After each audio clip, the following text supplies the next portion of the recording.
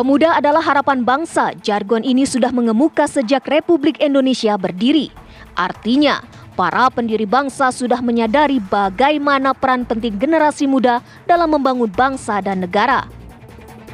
Kini, 1 bulan jelang pencoblosan, peran dan partisipasi generasi yang akan menentukan tongkat estafet perjalanan bangsa begitu dicari. Ketiga pasang calon bersama tim sukses terus bergerilya mengumpulkan suara milenial yang jumlahnya 56% dari total pemilih. Karakteristik unik para pemilih muda ini tentu menjadi tantangan tersendiri untuk mengatur strategi. Pemilih muda bukan seperti pemilih matang yang rasional. Mereka terkadang masih kesulitan menerima gagasan para calon presiden dan calon wakil presiden. Sehingga tidak heran, gimik politik dan pendekatan yang anak muda banget masih menjadi senjata andalan para calon dan tim ses untuk mendekati generasi Z dan milenial. Pertanyaan pun mencuat, akankah suara mereka akan didengarkan dan menjadi aspirasi penting membangun negeri, ataukah sekedar menjadi komoditas politik demi mencapai kursi tertinggi negeri? Pemirsa, ini hari Minggu, nggak usah kita berat-berat berdialog di malam hari ini. Boleh kita serius tapi santai, tapi masih dengan tema besar pemilu 2024. Kita tahu suara yang paling digadang-gadang cukup besar dan diperebutkan adalah suara anak muda. Nah, mengingat bahwa segmen ini begitu diperebutkan oleh masing-masing capres dan juga cawapres, mengingat sepekan lagi ya akan ada debat cawapres, kira-kira apa strategi yang dilakukan oleh masing-masing capres-cawapres berebut suara anak muda pemirsa? Apakah mereka benar-benar memberikan program yang memang dikhususkan untuk kepentingan anak muda, atau lagi-lagi suara anak muda hanya sebagai komoditas saja? Itu yang akan saya bahas di Apa Kabar Indonesia malam hari ini. Di Studio TV One, pengamat politik kita Mas Pangi Syarwi sudah bersama dengan saya di sini. Selamat malam, assalamualaikum Mas Pangi. Mbak Caca, Mas Mewakili Bang 01 Mbak Bulan ada di sini. Mbak Halo, Bulan, Mbak Caca. selamat malam, assalamualaikum. Ya, selamat malam, Mewakili waalaikumsalam. 02 di sini ada Bang Faldo. Siap. Selamat malam, Hai assalamualaikum. Mbak Caca, halo Bang Pangi. Bang Faldo. Dan Halo, mewakili Bang Faldo. 03 saya sapa ada Mas Seno lewat sambungan Zoom. Mas Seno, selamat malam, assalamualaikum. Oh, memang muda semua nih ya. Selamat malam Mbak Caca, Mas Faldo, Mbak Bulan. Itu sarung Mas tangan Pangi. nggak bisa dicopot tuh, Ya. sarung tangan itu. lagi main golf ya. Oke, sebelum saya Ikut kita ada kemenangan politisi keriting, idola kita. ya, sebelum saya ke 01, 02 dan 03, mungkin saya sekarang ini minta dari Mas Pangi terlebih dahulu. Mas Pangi, ini sudah mengingat 1 bulan lagi ya kita akan menggunakan hak politik kita. Kita sudah 3 kali berdebat, sudah tahu apa tawaran-tawaran mengenai isu anak muda. Sekiranya mengingat 30 hari lagi kita menggunakan hak suara, program-program dari masing-masing ini memang sudah mengedepankan, mementingkan memang untuk anak muda tidak sih? Atau jangan-jangan ya supaya untuk penarik suara aja nih? Iya memang Mbak Caca ya, bersama selama ini mazhabnya mengatakan ada pandangan ya anak muda hanya dijadikan sebagai komoditas politik. Jadi hanya kepentingannya adalah politik elektoral saja. Tapi kalau kita lihat dari gelanggang pertarungan hari ini kan sebetulnya anak muda juga sudah banyak aktif juga dalam dunia politik kan, masuk sebagai caleg ya. Itu kelihatan sih. Meskipun yang terpilih di DPR itu juga kebanyakan anak muda yang kita lihat bapaknya bohir atau toke gitu ya. Bupati, anaknya gubernur, bukan betul-betul dia anak muda hanya modal itu saja. Tapi banyak juga karena ada faktor lain gitu, sehingga dia terpilih menjadi misalnya politisi anggota DPR termuda misalnya nanti. Tapi ini kan challenge-nya bagi Faldo hari ini. Kalau Faldo kan ya mohon maaf, bukan dari keluarga siapa-siapa, bukan juga dari bohir, bukan juga dari toke juga bapak beliau. Tapi kalau beliau terpilih ini membuktikan bahwa oh ternyata challenge anak muda ditantang siap juga untuk kepilih, apalagi ini dipilih secara langsung. Saya nggak tahu Mbak Wulan jadi caleg atau enggak ya? Oh, enggak ya? Enggak caleg. Nah, itu yang pertama. Yang kedua adalah bagaimana kemudian memahami jeroan, selera anak muda. Politisi itu kan nggak bisa bicara tentang dirinya Mbak Caca. Dia harus bicara tentang segmen kolom pemilih milenial tadi, anak muda, Gen Z dan milenial yang angkanya 56% tadi kan. Tentu itu yang dipelajari, tidak bisa hanya satu faktor, satu variabel, banyak hal yang dipertimbangkan. mulai misalnya, apakah betul anak muda itu suka dengan pemimpin yang misalnya tegas dan berani mengambil keputusan yang atau kebijakan yang meskipun tidak populis, itu juga dilihat. Kemudian keberpihakannya kepada masyarakat atau pelayanan terhadap rakyat ketimbang pelayanan terhadap bohir. Karena banyak juga caleg atau bupati wali kota ketika terpilih yang dilayani pertama adalah pengusahanya, bohirnya, tokenya, bukan kemudian afirmasi mendukung atau melayani rakyat gitu. Itu juga persoalan karena biaya logistik politik ini mahal. Isi tas, logistik, elektabilitas, ini yang membuat juga politisi ketika terpilih tidak lagi fokus melayani rakyat dulu, tapi melayani dari mana sumber keuangannya, logistiknya, bohirnya, dan seterusnya. Nah yang ketiga adalah, tentu saja kita baca dalam survei Voxpol kemarin adalah memahami tentang apa yang terjadi di komunitas. Misalnya di dapil tersebut ya, atau di calon presiden tersebut, anak mudanya kemana sebetulnya. Kan harus memahami apa kebutuhan mereka. Misalnya di daerah yang misalnya petani ya, tentu dia harus disesuaikan anak muda yang di situ ada petaninya, disesuaikan dengan kebutuhan dan tidak bisa dipukul rata karena masing-masing berbeda. Cara pakaiannya juga berbeda. Ada yang suka misalnya pendekatannya kalau orang tua-tua pakai misalnya batik terus dia menghindar. Ternyata dia melihat ada pakaian yang misalnya yang anak muda yang seperti Paldo ini.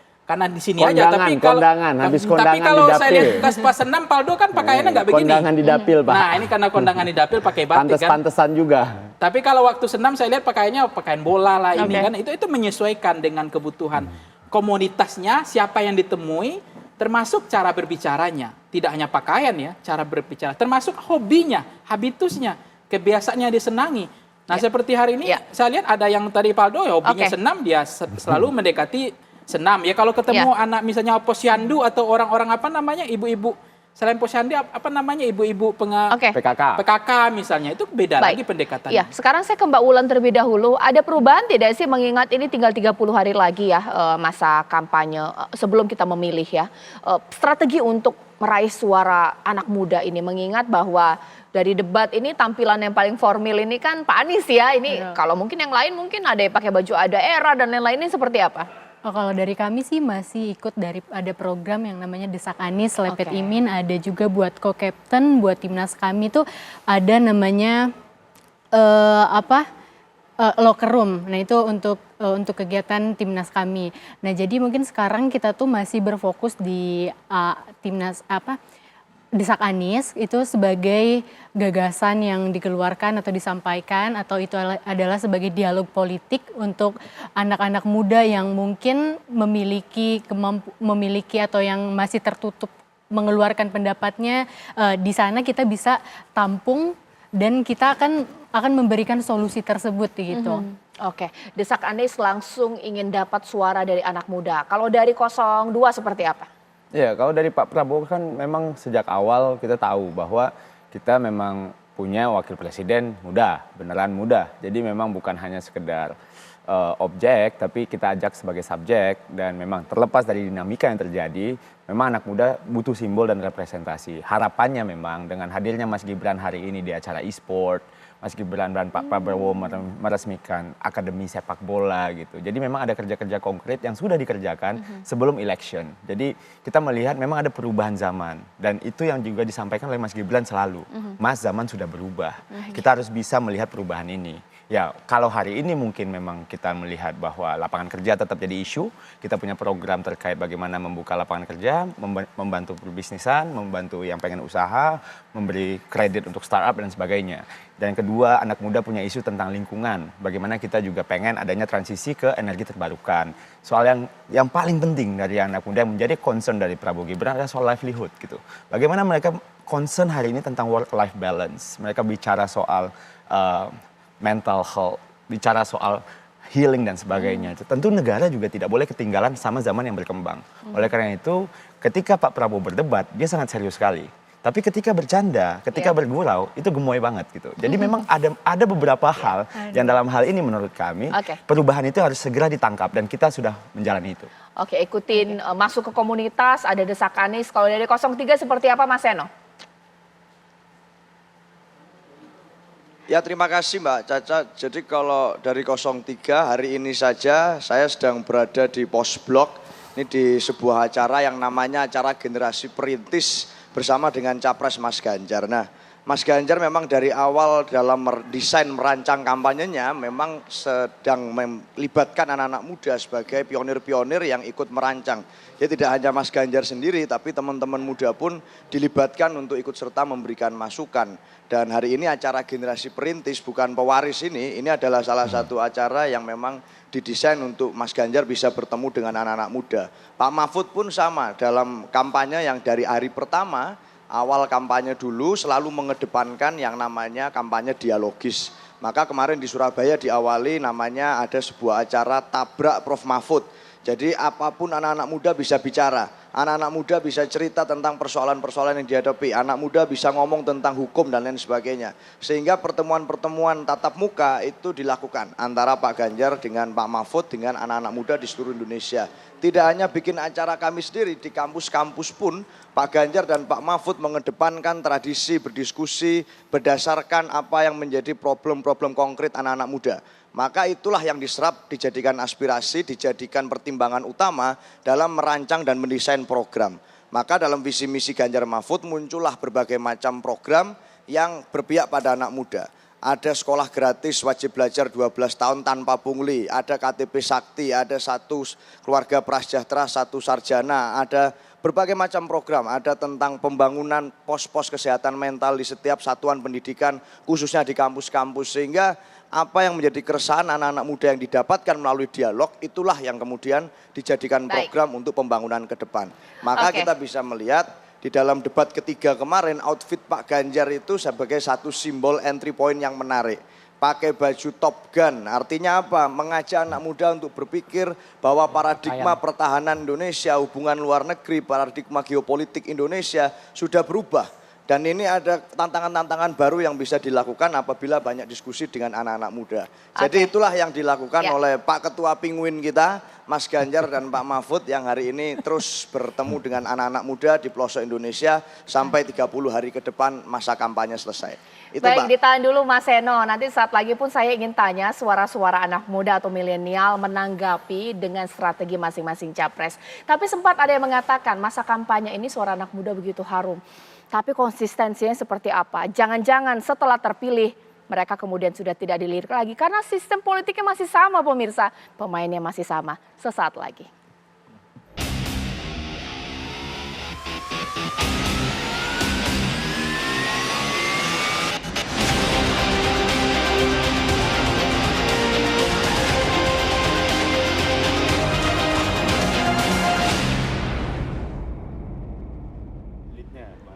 Ya, kembali apa kabar Indonesia Malam. Ayo sekarang kita akan dengar suara-suara anak muda nih seperti apa. Rekan saya Sekar sudah siap bertanya-tanya kepada masyarakat yang ada. Ingin tahu nih pendapat mereka mengenai suara anak muda dalam Pilpres 2024 seperti apa. Ayo kita akan cek ini Sekar.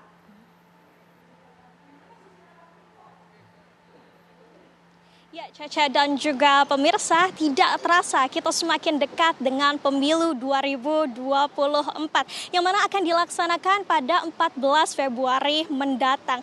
Dan uniknya di tahun ini pemilihan umum 2024 didominasi oleh pemilih muda, di mana berdasarkan data DPT KPU ada sekitar 20 juta orang atau sebesar 31,23% pemilih muda dengan rentang usia 17 hingga 30 tahun. Dan pemirsa di rumah pastinya penasaran nih, bagaimana pemilih muda ini dalam menentukan pemilihnya ataupun pilihannya dalam pemilu 2024. Dan kini saya sudah bersama dengan Kak Anggi dan Kak Aini, dan mari kita dengarkan bagaimana pendapat mereka. Halo, selamat malam Kak. Halo, malam Kak. Ya, malam Kak.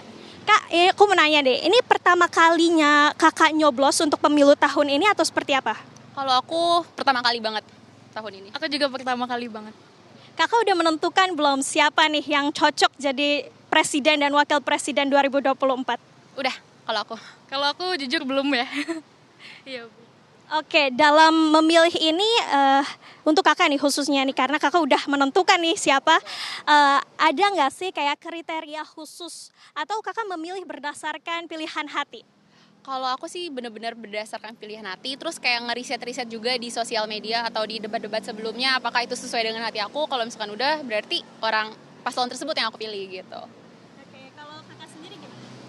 Kalau aku sendiri sih Masih mencari. iya, aku masih mencari sih karena bingung juga ya kadang kalau di sosial media tuh tiba-tiba muncul yang ini yang lebih bagus, tapi tiba-tiba muncul lagi yang ini yang lebih bagus kayak gitu sih, Kak. Oke, jadi kalau kakak udah fix, tapi kalau kakak sendiri masih bingung nih ya. Kak, aku mau nanya nih, dalam menentukan pilihan kakak, kakak sendiri suka ngikutin gak sih update kampanye, kegiatan dari paslon yang kakak pilih ini? Kalau aku jujur suka banget. Suka banget sampai sekarang juga masih ngikutin dan selalu ngomongin itu sama orang-orang yang aku temuin. Sama aku juga sama ngobrolin bareng-bareng juga sih kayak gitu. Bertukar pikiran gitu, Kak. Oke, nah terakhir nih Kak, dari kakak sendiri ada nggak sih pesan yang bisa disampaikan mungkin dengan pemirsa di rumah yang juga pemilih muda nih untuk menentukan pilihannya di pemilu 2024? Oke, untuk teman-teman itu kalau milih harus benar-benar dari hati karena ini untuk masa depan kita dan benar-benar nggak bisa diganggu-gugat. Jadi jangan sampai salah pilih, gunain hak kamu sebaik mungkin. Seperti itu. Betul, dan jangan ngikutin yang dari sosmed-sosmed gitu karena kita juga belum tahu yang di sosmed itu tuh udah benar atau belum. Kan bisa jadi itu hoax ya. Kayak gitu sih, Kak. Gitu. Oke, baik, terima kasih Kak atas waktunya, selamat beraktivitas kembali. Baik pemirsa, itulah tadi hasil perbincangan saya dengan pemilih muda, di mana kedua pemilih tersebut ada yang sudah yakin tapi masih juga yang bingung nih dengan untuk menentukan siapa pilihannya yang pantas menjadi presiden dan wakil presiden di 2024 mendatang. Dan untuk pemirsa di rumah, saran saya jangan golput. Tentukan pilihan Anda di 14 Februari 2024 mendatang, salurkan atau tentukan pilihan Anda, keluarkan hak suara Anda untuk pemilu 2024. Sekian, kembali ke studio. Ya, terima kasih Sekarwanda. Waduh, ini ternyata anak muda kalau milih nggak cuman karena oke cap cip cup, enggak. Tapi mereka riset. Langsung saya tanyakan mungkin ke 02 terlebih dahulu. Apa yang dijual, program-program ditawarkan kepada anak muda, ini ibaratnya ngegas di awal aja atau mungkin di kampanye aja. Benar-benar konsisten tidak selama 5 tahun jika lo terpilih? Atau kalau meminjam Pak Prabowo, omon-omon doang nggak ini atau bagaimana?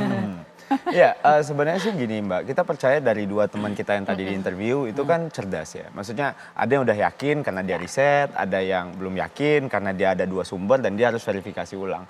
Jadi kami dari Prabowo Gibran melihat teman-teman pemilih muda ini memang tingkat kita memahami mereka memang di atas dibandingkan kalau seandainya kita bicara dengan cara sembako atau yang lain dan sebagainya gitu. Jadi ini voters yang bahkan ya untuk playlist Spotify atau aplikasi lagunya aja mereka tuh nggak pengen diatur orang gitu. Apalagi kalau bicara soal kebijakan yang akan dikeluarkan. Nah hari ini kita menyadari sekali calon presiden yang maju itu adalah dan di antara tiga-tiganya bahkan menurut kami adalah orang yang di luar dari generasi mayoritas. Ya. Generasi muda hari ini saya bisa bilang adalah pilpresnya generasi muda karena kita mayoritas hari ini. Tapi kan kita akan memilih orang yang bukan dari generasi kita. Nah, hadirnya Wakil Presiden Gibran Rakabuming Raka sebagai representasi anak muda menurut kami itu sangat vital sekali untuk melengkapi apa yang menjadi keresahan dari teman-teman muda. Nah, selama periode tadi ditanya, di awal doang apa enggak? Lah, ini kan 5 tahun. Insya Allah kan mereka solid. Ya, jadi kemungkinan selama masih ada Mas Gibran, representasi di situ, ruang jaminan kepada teman-teman muda, garansi yang kami berikan dari Prabowo Gibran jauh lebih besar dibandingkan garansi apapun yang ditawarkan oleh yang lain. Gitu. Jadi menurut kami dengan adanya orang seperti itu dan oleh karena itu kita juga tidak melihat bahwa hari ini di survei indikator politik Desember kemarin dari 21 tahun itu 44% ke Pak Prabowo, yang 22 sampai 25 itu 65% ke Pak Prabowo. Semoga angka itu terus bertahan dan teman-teman muda puas sama Prabowo Gibran. Oke, sekarang saya tanya kepada Mas Seno dari 03 seperti apa? Konsisten tidak? Oh ternyata sedikit trouble ya, mungkin saya ke 01. Mbak Wulan, konsisten tidak Pak Anies nanti programnya benar-benar untuk anak muda?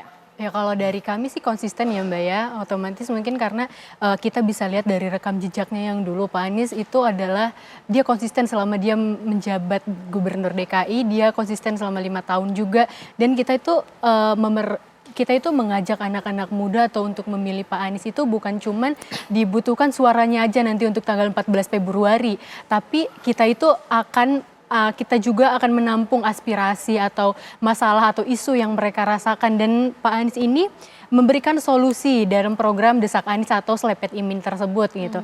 Dan ada juga website yang pemuda namanya aspirasi pemuda.id itu dibuat oleh tim kami, kita bisa memaparkan segala isu atau permasalahan yang dialami anak muda, dan Pak Anies itu sendiri membaca gitu, membaca yang permasalahan-permasalahan anak muda tersebut.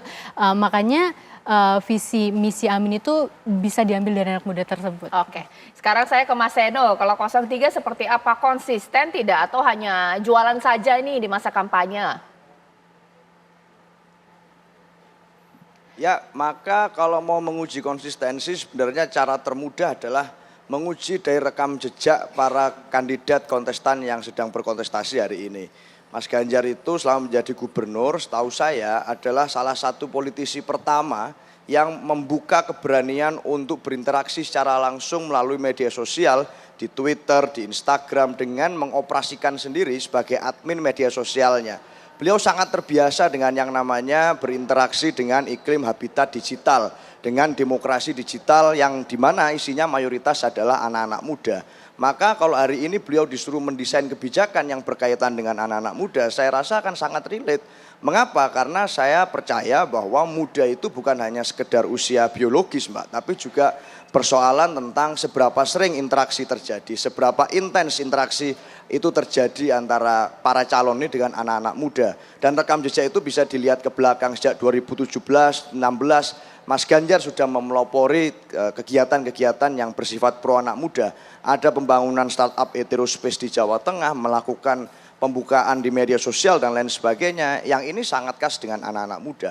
Maka hari ini kami percaya bahwa dengan program-program Ganjar Mahfud, mayoritas adalah bicara tentang masa depan anak-anak muda, memberikan kepastian kepada anak-anak muda, memberikan harapan pada anak-anak muda, dan itu bisa dicek rekam jejak beliau. Hari ini Mas Ganjar dan Pak Mahfud menjadi salah satu calon yang pertama saat mendesain yang namanya Tim Pemenangan Muda atau TPM. Maka dalam struktur tim kampanye, dalam merancang program dan visi misi ke depan, desain kampanye, Pak Ganjar dan Pak Mahfud ingin melibatkan anak-anak muda sebanyak-banyaknya. Dan yang pertama membuat itu, menginisiasi agar tim pemenangan itu diisi oleh struktur anak-anak muda yang diketuai oleh anak muda. Sehingga ini menjadi satu keberpihakan dan kejelasan program yang konkret. Saat nanti menjadi presiden, masyarakat bisa melihat, bisa mengukur kira-kira dari apa yang terjadi saat ini, maka itulah yang akan nanti terjadi pada saat beliau menjadi presiden. Pak Ganjar, Pak Mahfud pernah merasakan menjadi anak muda seperti mayoritas dari kita anak-anak muda yang hari ini berjuang. Pak Ganjar anak seorang polisi di tingkat rendah, Pak Mahfud anak pegawai kecamatan. Harus belajar di kuburan Cina karena di rumah tidak ada lampu. Harus belajar bagaimana memikirkan besok membayar uang sekolah pakai apa, karena SPP-nya mahal dan tidak punya biaya untuk membayar. Itulah yang kami yakini adalah yang dirasakan oleh banyak sekali anak-anak muda di Indonesia hari ini. Maka hari ini beliau memutuskan untuk percaya dan berpihak pada anak muda. Sehingga keberpihakannya, keterlibatan anak-anak muda tidak hanya di mulut, tidak hanya omon-omon, tetapi ini terjadi di dalam keseharian Pak Ganjar, Pak Mahfud selama ini. Begitu Mbak Caca. Iya, baik, nanti saat lagi masih belum saya tanya nih kepada Mas Pangi. Baru sistem politik kita ini juga masih sistem politik ala lama ya. Berapa persen sih anak muda yang bisa masuk ke Senayan? Berapa persen juga menteri ini dari kalangan anak muda? Apakah ini juga nanti akan diwujudkan oleh capres dan cawapres jikalau mereka terpilih menjadi presiden juga wakil presiden sesaat lagi?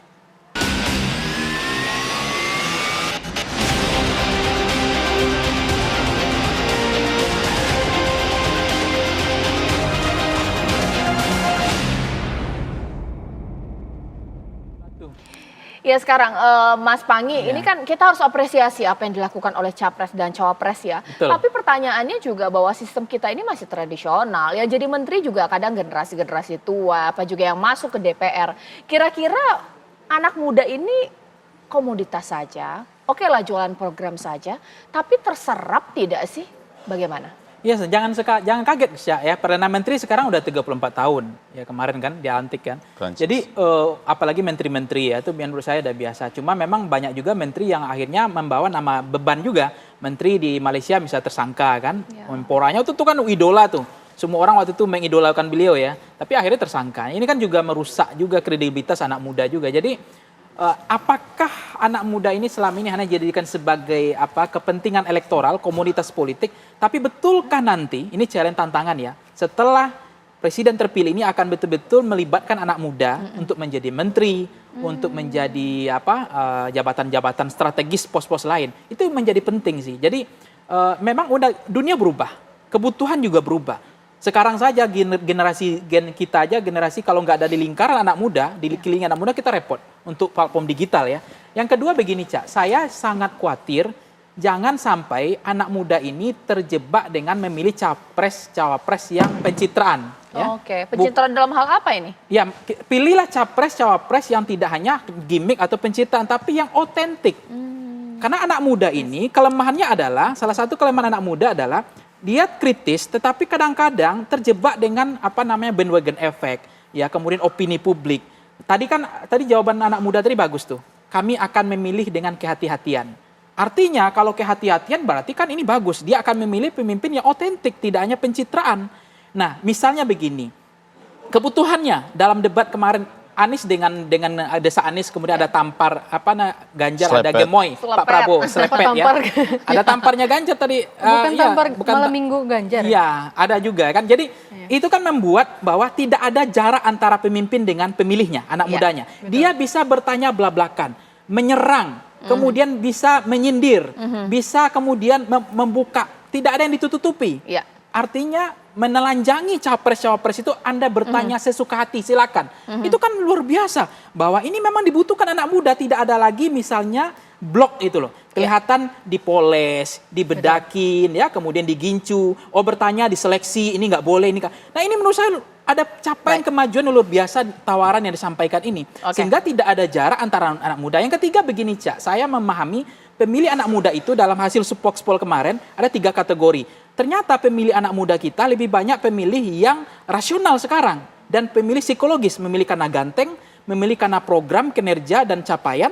Dan memilih karena tren sosiologis, itu angkanya udah mulai menurun. Tapi jangan lupa, walaupun anak muda ini sudah ada tren, pemilih anak muda ini nggak mudah transaksional pragmatis loh sebetulnya. Oh ya? Iya nggak, itu hasil berarti nggak, kalau dibayar itu nggak efek buat anak muda ya? Nah ini sebuah hal yang luar biasa.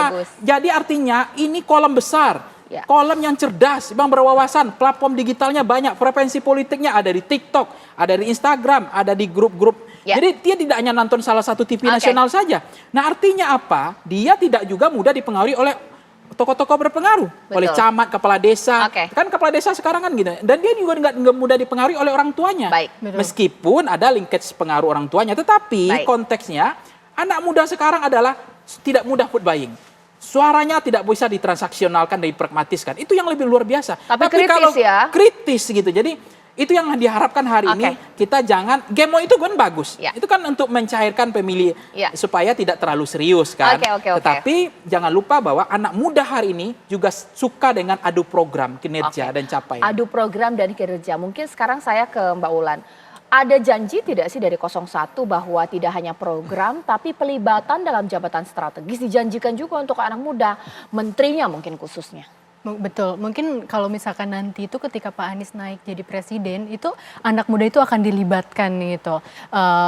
Bukan juga anak muda yang memiliki gagasan juga ya. Sekarang kita bisa lihat ya banyak juga anak-anak muda yang tampil, bahkan mungkin dari 02 ada cawapresnya gitu. Tapi ya anak muda yang ingin tampil itu akan kami berikan ruang untuk anak-anak muda. Contohnya sekarang kan banyak anak-anak muda yang mau tampil, yang mau menyampaikan gagasannya. Makanya kita bikin program Desak Anies tersebut untuk anak-anak muda mengeluarkan aspirasinya gitu. Dan untuk anak-anak muda nih sekarang menurutku dia udah pada pintar-pintar ya Kak ya.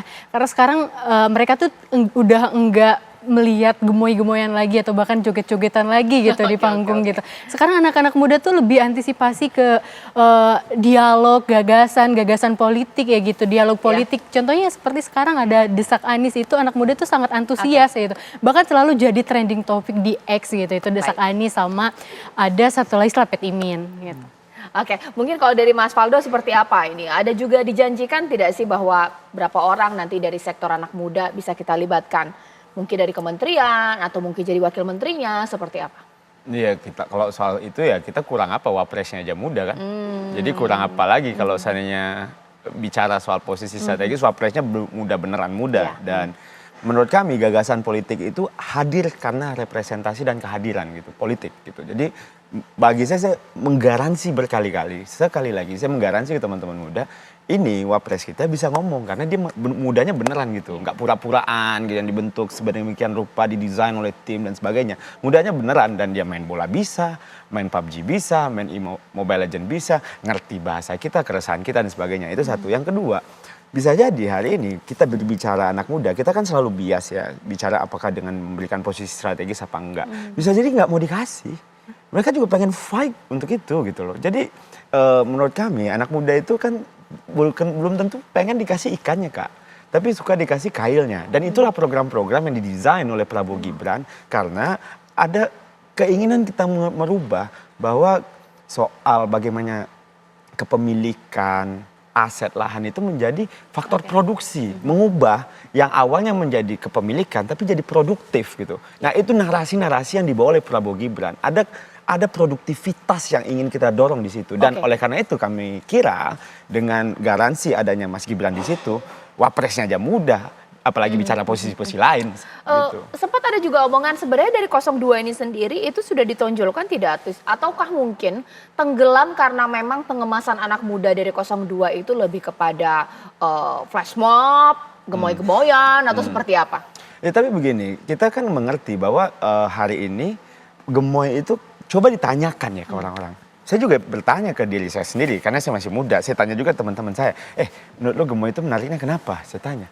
Ya gue puas aja bang nontonnya gitu. Karena ada momen di mana Anda bicara serius untuk negara, Anda serius gitu. Tapi ketika Anda rileks ya Anda santai. Bisa jadi mungkin bagi tim sebelah itu dianggap aneh dan gimmick dan sebagainya. Tapi kan dari di balik gemoy itu kan ada gagasan soal politik yang riang gembira. Ketika kita bicara pemilu yang damai, santai, santuy, riang gembira seperti apa yang dibawa oleh banyak partai politik gitu.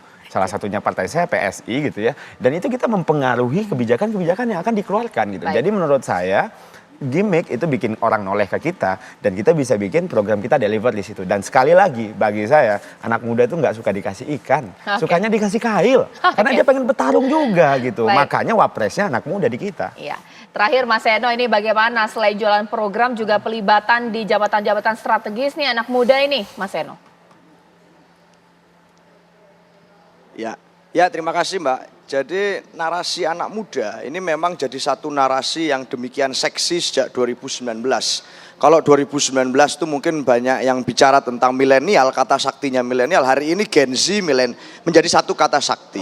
Tapi kuncinya, key pointnya adalah anak muda selalu menjadi narasi yang penting dibawa-bawa dalam kontestasi pilpres atau pemilu apapun. Persoalannya satu, narasi ini jangan sampai jadi overuse. Terlalu sering digunakan, terlalu sering dipakai, terlalu sering digaungkan, tapi jadi kehilangan relevansinya. Saya sepakat dengan pandangan Mas Pangi Syarwi tadi bahwa muda itu juga harus mempertimbangkan faktor-faktor yang mendukung kemudaannya. Muda harus mempertimbangkan variabel-variabel yang ada di sekitar faktor kemudaannya. Apa gunanya muda kalau tidak membawa agenda anak-anak muda misalnya? Apa gunanya muda kalau kemudian melanggar aturan? Apa gunanya muda kalau kemudian tidak setara dengan semangat spirit anak muda? Apa gunanya muda tapi tidak mewakili jutaan anak-anak muda yang menjadi generasi perintis misalnya? Apa gunanya itu semua kalau sekedar muda? Maka ini bukan malah kemudian nanti narasi yang terlalu sering digunakan ini bukan membangun semangat politik anak muda yang sehat dan produktif. Sebaliknya malah berpotensi menodai, mencemarkan, mengganggu semangat politik anak muda secara kolektif. Maka kita harus berhati-hati saat menggunakan narasi anak muda. Nah, saat bicara tentang Mas Ganjar Pranowo sebenarnya sudah dibuktikan dengan rekam jejak. Kalau bicara tentang keterlibatan, Mas Ganjar pada saat berada di kursi anggota legislatif DPR RI, Mas Ganjar adalah ketua panitia yang mengesahkan terkait dengan angka 30% keterlibatan perempuan misalnya di dalam politik.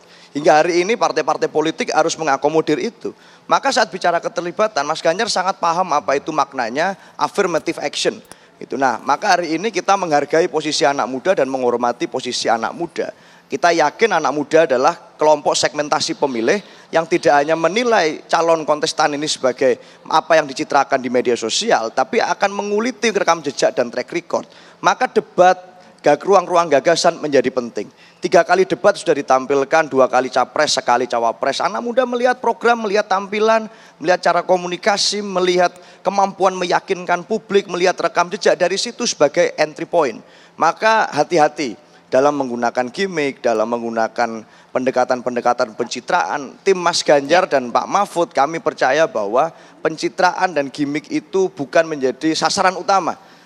Gimmick harus membawa anak-anak muda lebih dekat kepada substansi, jangan malah menjauhkan.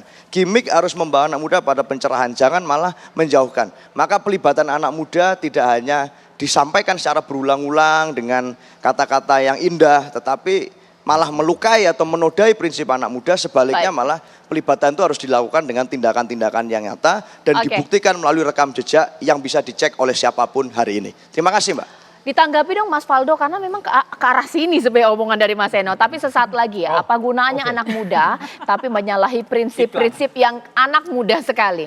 Sesaat lagi.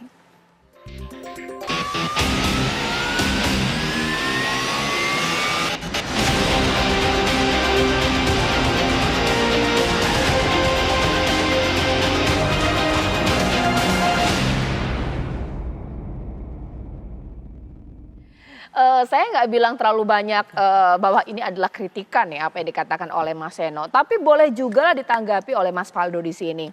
Janganlah jualan anak muda, cawapresnya anak muda. Kalau ada beberapa nilai-nilai yang dikatakan Mas Eno nggak anak muda sekali ini. Udah tau lah apa. Ini boleh dijawab.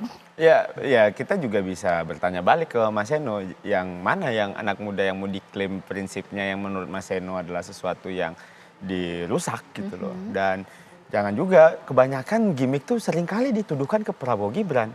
Tapi kalau pakai baju Top Gun itu nggak masalah gitu loh. Terus pakai baju pink tuh nggak masalah. Walaupun saya mengkritik waktu itu pakai baju Top Gun, tapi dasinya itu yang bikin saya agak kurang itu menurut saya. Tapi mungkin lagi mencari elektabilitas dalam sisi outfit, mungkin Pak Ganjar menang waktu itu. Ya, kalau Pak Anies waktu itu elektabilitas dari klarifikasi data kalau menurut saya. Jadi kenapa kita terus gitu? Dan maksudku, guys ya, you did it as well gitu. Kamu juga melakukan hal yang sama gitu. Dan semuanya melakukan. Tapi hari ini ya menurut saya sih ya nggak masalah kalau seandainya ada kami gimmicknya banyak gitu. Asal orang happy. Tapi ya jangan lupa, memang yang paling enak itu berkaca sih dalam politik gitu. Karena kan kalau ngaca itu emang paling susah di politik kita. Tapi menurut kita Prabowo Gibran, kita juga menerima masukannya. Terima kasih Mas ya. Kita tetap seperti biasa debat ya, Pak Prabowo pakai baju biasa, Mas Gibran nggak baju pink, terus ganti baju daerah, terus pakai baju Top Gun, tapi pakai dasi. Itu loh yang agak keganggu saya Mas Eno waktu itu. Tanggapi dong Mas Eno. Ya, terima kasih Mas Waldo. Enggak masalah, saya juga enggak pernah kok menganggap bahwa gimmick itu menjadi sesuatu yang jadi persoalan utama. Saya hanya bilang, gimmick itu harus mengantarkan pada substansi. Jangan membangun gimmick yang terlalu berjauhan dengan realitas. Itu saja, karena apa? Anak-anak muda ini generasi yang kritis, generasi yang mengejar. Kalau dikasih satu fakta, dia akan mengejar fakta berikutnya. Cocok nggak, nyambung nggak dengan apa yang ditampilkan pertama. Fakta kedua dia akan cek lagi, fakta ketiganya nyambung nggak dengan fakta yang pertama, maka dia akan ngejar. Nah, gimmick baju Top Gun misalnya yang dilakukan Pak Ganjar, ini kan untuk mengubah paradigma bahwa pertahanan kita tidak lagi sama dengan prinsip-prinsip logika pertahanan yang digunakan dulu. Tidak hanya dengan alutsista fisik misalnya, tidak hanya dengan misalnya cara perang tradisional yang lama. Tetapi kalau mau lihat gampangnya, lihat saja film-film Top Gun. Yang mana di situ ada bisa kita lihat bagaimana era hari ini pertahanan dan keamanan memiliki konteks yang lebih beragam. Sehingga apa yang dilakukan melalui gimmick ini disampaikan, dijabarkan dengan jelas. Top Gun terbaru setahu saya itu udah soal kaderisasi. Soal kaderisasi, Tom Cruise malah mendidik the new pilot ya, gitu loh. Pilot, bahas film Top Gun terbaru ya. Oke. Iya, kaderisasi menjadi hal yang penting gitu loh. Gitu artinya begitu Mas Faldo. Jadi siap, saya lebih senang sebenarnya saat good luck melihat Surabaya atau good luck juga yang kemudian berproses dan mewakili Oke. Misalnya Mas Faldo lah, misalnya begini, kita saat belajar S1, ya kemudian harus SMA dulu. Saat kemudian belajar S2, ya harus S1 dulu. Itulah prinsip anak muda. Akselerasi itu bisa dilakukan dalam kes-kes khusus, tapi setahu saya mayoritas Mas tidak Eno begitu. ditahan dulu. Maka kita percaya bahwa itulah cinta anak muda, itu loh Pak. Oke, Mbak Ulan, Begitu. ya boleh tanggapi dong. Begitu. Oke, kalau dari kami nih mungkin dari Andai Seno di sini. 02 sama 03 nih lagi sibuk sama gimmicknya mereka ya, sedangkan kami nih lagi sibuk dialog politik Oh, selepet gitu. itu nggak gimmick? Iya, itu kan dialog kan, dialog Oke, siap. Itu bukan gimmick joget-joget kan, bukan juga gimmick. Itu kita lagi mempersiapkan dialog-dialog politik sama anak muda yang betul-betul anak-anak muda ini menampung gagasannya untuk menyampaikan aspirasi terhadap pemimpinnya. Mereka merasa dekat sama pemimpin karena ada dialog tersebut gitu. Sedangkan ini mereka lagi sibuk sama gimmick-gimmicknya. Oke.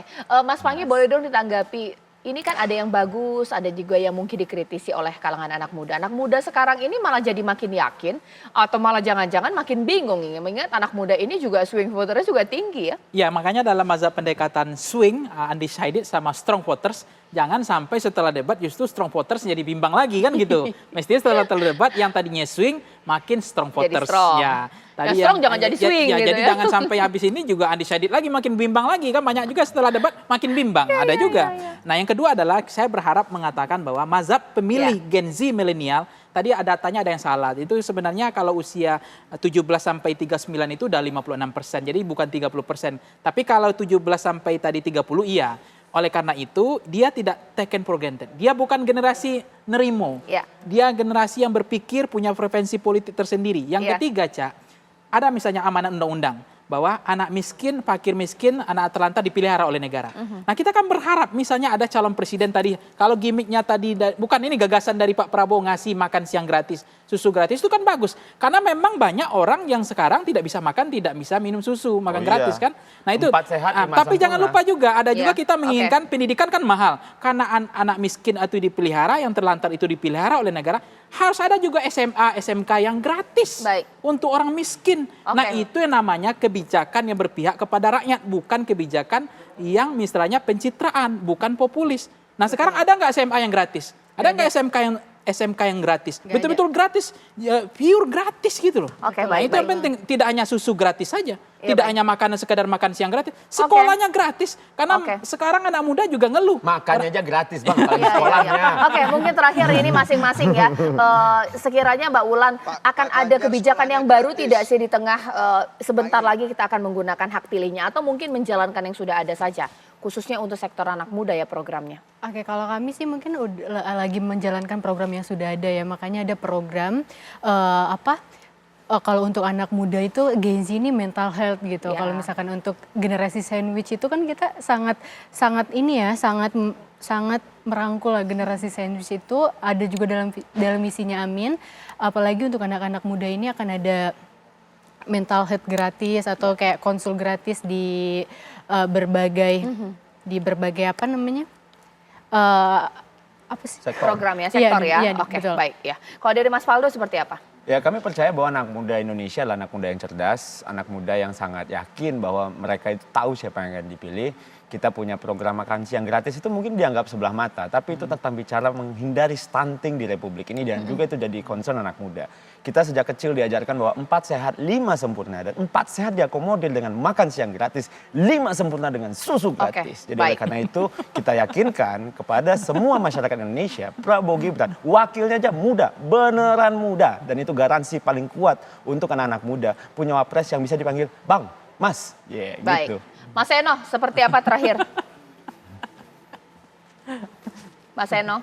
Ya, kita percaya bahwa masyarakat Indonesia harus dibangun ekosistemnya. Anak-anak muda harus dibangun ekosistemnya agar bisa bertumbuh dan berkembang. Kita percaya pada anak-anak muda.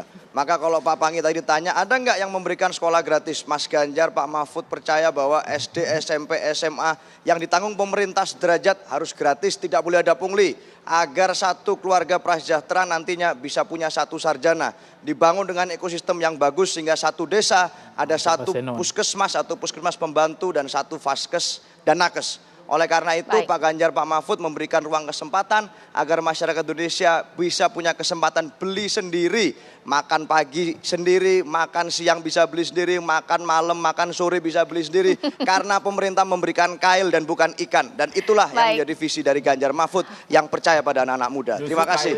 itu makan, dia bisa kerja Mas, bisa sekolah gitu. Pemirsa, kita tunggulah nanti ya ini bagaimana kerja-kerja atau mungkin program-program yang ditawarkan oleh masing-masing capres dan cawapres.